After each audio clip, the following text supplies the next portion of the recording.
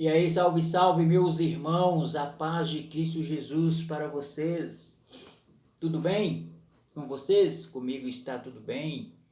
Eu sou Eduardo José, aqui do canal O que eu aprendi, para mais uma reflexão aqui da Bíblia, da palavra de Deus. E hoje eu quero falar de um assunto aqui, quero falar sobre a ressurreição dos mortos.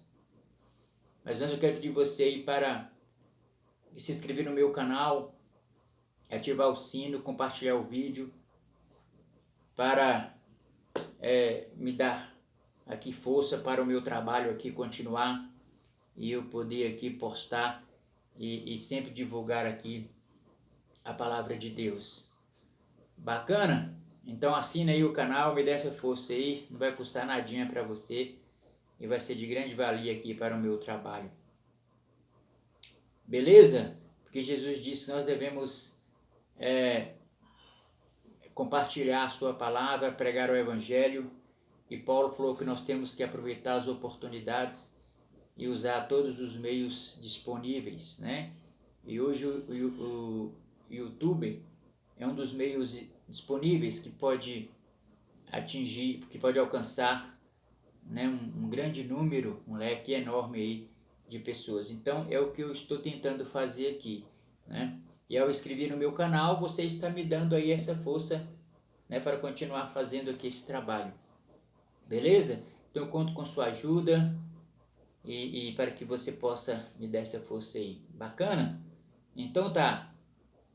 O texto que eu vou ler encontra-se em 1 Coríntios capítulo 15, e a partir do verso 16, mas eu vou ler aqui o verso 19, que diz assim: de outra maneira, que farão os que se batizam por causa dos mortos, se absolutamente os mortos não ressuscitam?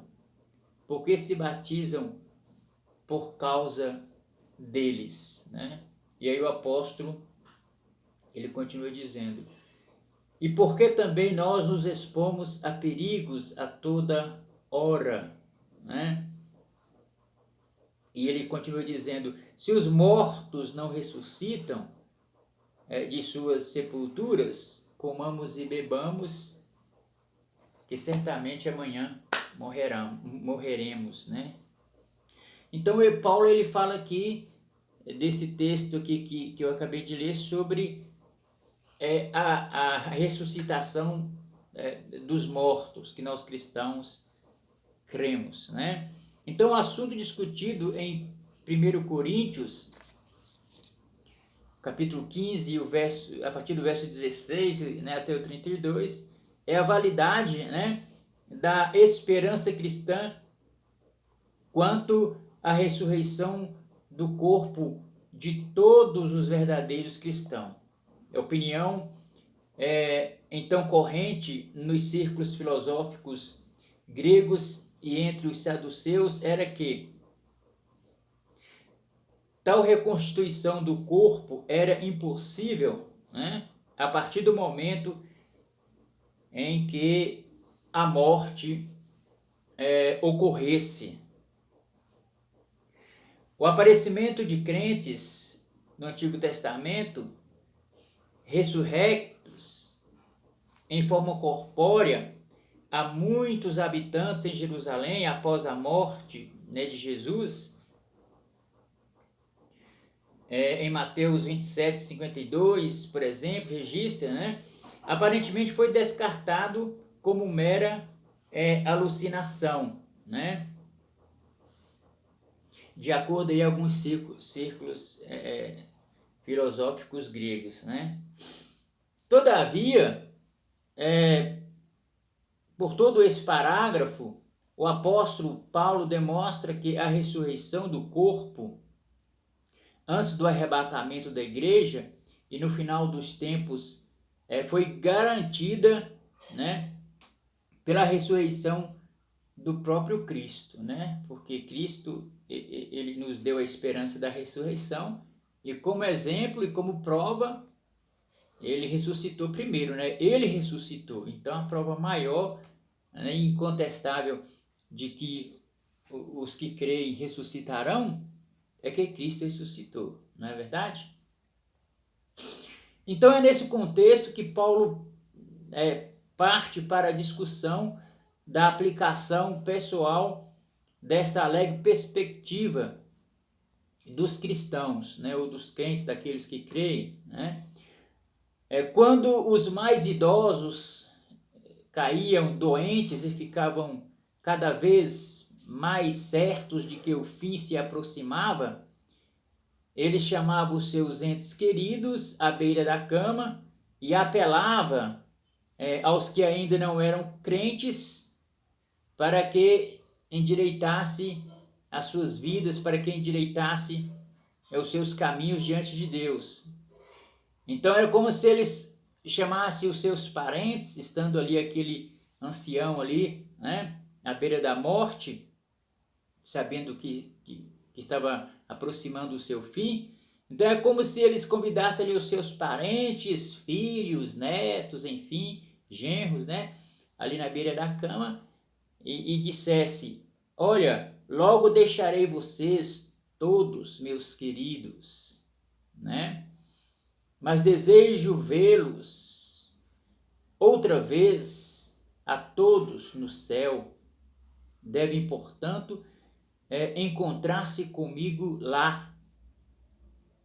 Lembrem-se de que ninguém poderá ir ao Pai senão mediante a fé viva no Filho. Portanto, entregue os seus corações a Jesus, né? Então, o moribundo ali, né, nos seus últimos dias ali de vida, ele chamava ali os seus parentes, né, para poder falar do seu destino, da sua partida, né, e a necessidade de eles entregarem as suas vidas a Cristo, porque era a oportunidade, né, de um dia poderem encontrar os seus parentes lá na glória, lá no céu, né?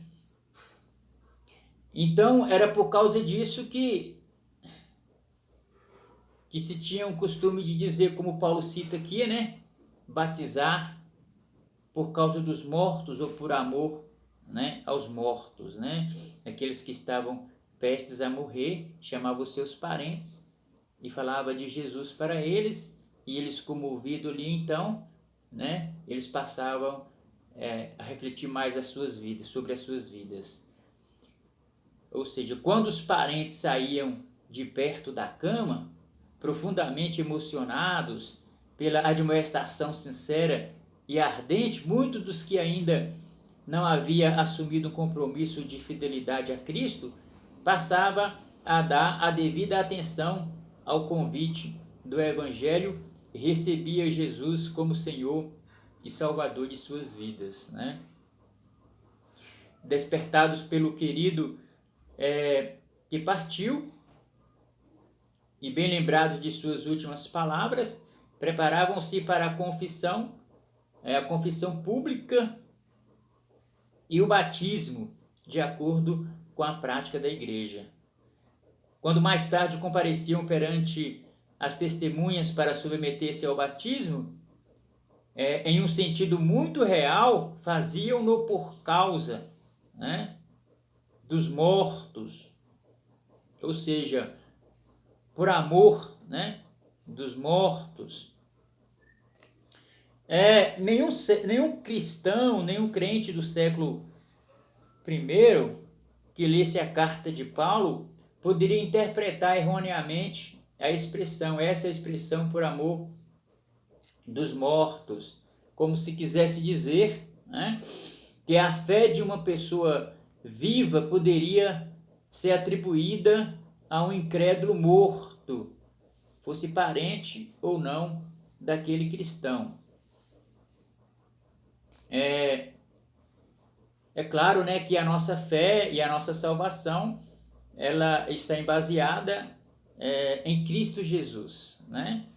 Essa questão aí de batizar por causa dos mortos ou ser levado a batizar por causa dos mortos é apenas um meio, né, para um fim, ou seja, é apenas uma motivação, né, que levava o parente vivo ali a refletir mais sobre a sua vida, a refletir mais sobre a sua situação diante de Deus, não é? Porque quando a pessoa, por exemplo, vai num velório, né, de um conhecido, de alguém, as pessoas passam mais a refletir sobre a sua vida, a sua condição, o seu relacionamento com Deus, sobre a sua vida espiritual. Por isso que nesse sentido, né, a Bíblia fala que é melhor ir num velório, né, numa casa que tem velório, ou numa festa, né? Porque na festa as pessoas ali não estão pensando em nada, só estão pensando no momento ali, né? Em beber, em se divertir, né? E muitos ali acabam saindo embriagados, dirigindo o seu carro e acaba acontecendo, né, alguma desgraça, né? Mas a pessoa quando vai num velório, quando vai, enfim, ele reflete sobre a sua situação, sobre a sua condição futura, sobre a vida após a morte, e isso leva ele, né, possivelmente a tomar uma decisão para Cristo. Então, por todas as escrituras está muito claro que a graça salvadora não é concedida a alguém, mas senão aquela pessoa que crê, né, e exibe a sua fé pessoal em Cristo. Mas alguém que tenha ficado profundamente comovido pelo testemunho de um santo de Deus à hora da morte, certamente pode ser levado a unir-se ao moribundo na mesma fé e no mesmo arrependimento, na mesma fidelidade ao Senhor e na alegria, na alegre expectativa de encontrar seus queridos na ressurreição, né? Porque isso faz com que a pessoa leve, né, a comoção, né, ao ver ali o seu parente ali que está partindo, e aquele parente ali mesmo partindo transmite uma esperança de que ele vai ressuscitar, né, e vai estar com Cristo na glória, e espera rever ali aquele seu parente lá na glória também com Cristo. Então leva a pessoa naquele momento ali de comoção, né, a refletir sobre a sua situação e possivelmente tomar uma decisão para Cristo, né? E isso, né, culminar ou concluir, né, no batismo. Daí a expressão batizam-se, ou porque se batizam, né, pelos mortos ou por amor, né, dos mortos. Em outras palavras, se a esperança da ressurreição corpórea dos cristãos é uma ilusão, o próprio Cristo não poderia, né, ter ressuscitado fisicamente da sepultura, né? Ou seja, aquele parente morto que sempre acreditou e que creu, né, na ressurreição dos mortos, e ao pregar ali para o seu parente, para os seus parentes ali na beira da cama, e passar aquela esperança para aqueles cristãos, né? Ele acredita piamente, né, que a sua esperança está embasada no fato de que Cristo ressuscitou, porque Cristo é a nossa esperança, né? Cristo é aquele que nos trouxe a esperança da ressurreição, de que todos aqueles que creem nele, né, ao morrer ressuscitarão, os seus corpos ressuscitarão, e para provar isso, né, o próprio Cristo foi o primeiro a ressurgir dos mortos, né? Então por isso que Paulo fala que Cristo ressuscitou, e por causa disso nós temos a esperança no amanhã e podemos crer também que iremos ressuscitar, né? Então ele fala que, em outras palavras, se a esperança da ressurreição corpórea dos cristãos é uma ilusão, o próprio Cristo não poderia ter ressuscitado fisicamente da sepultura. E se o Senhor nunca ressuscitou, a proclamação do Evangelho é uma fraude, não é? E não há libertação do pecado, da morte e do inferno, né? Então Paulo fala assim, olha, e se Cristo não ressuscitou, é vã a vossa fé, a nossa fé é vã, né, ele está dizendo. E ainda permanecemos nos nossos pecados, mas Cristo ressuscitou, né? Por isso temos essa certeza, Cristo ressuscitou. Portanto, a doutrina da ressurreição corpórea não é uma questão de opinião para o cristão, é a própria essência da salvação, né? Mas a salvação está à disposição apenas dos que pessoalmente reagem com arrependimento e fé ao chamado do Mestre. Não existe conversão por procuração, né? Por assim dizer. Jamais encontraremos tal ensino em parte alguma das Escrituras, sendo inteiramente estranho ao que a Bíblia ensina a respeito da salvação, né? Então a salvação ela está unicamente, exclusivamente, né? A salvação e a ressurreição dos mortos, né, está embasado em quê? Na atitude da pessoa, do indivíduo, em crer em Cristo, em crer na palavra, em crer no que Cristo falou, com relação à esperança, com relação à ressurreição, e ter a atitude, né, de fazer o que a Bíblia pede. O que a Bíblia pede? Após o cristão ouvir, após ele entender, após ele crer, né? O que Jesus fala? Sejam batizados em nome do Pai, do Filho e do Espírito Santo. Né? Jesus disse: ide por todo mundo, pregai o Evangelho a todas as pessoas. Quem crer e for batizado, né, será salvo. Então, ide por todo mundo e pregai o Evangelho a toda criatura. Quem crer e for batizado será salvo.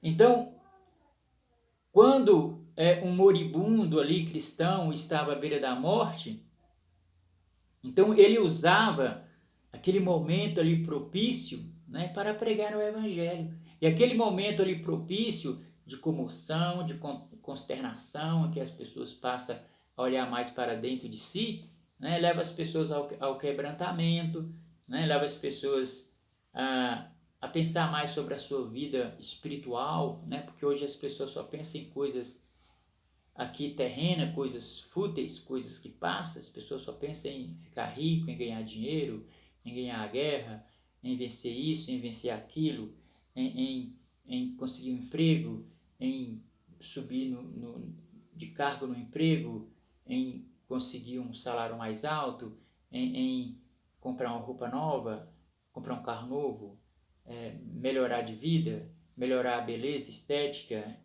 né? Enfim, o que de certa forma não é errado, as pessoas devem procurar isso mesmo. Mas isso não é essencial. Isso são coisas que passam, né? Porque se Paulo diz que se a nossa vida consiste apenas nas coisas daqui, né?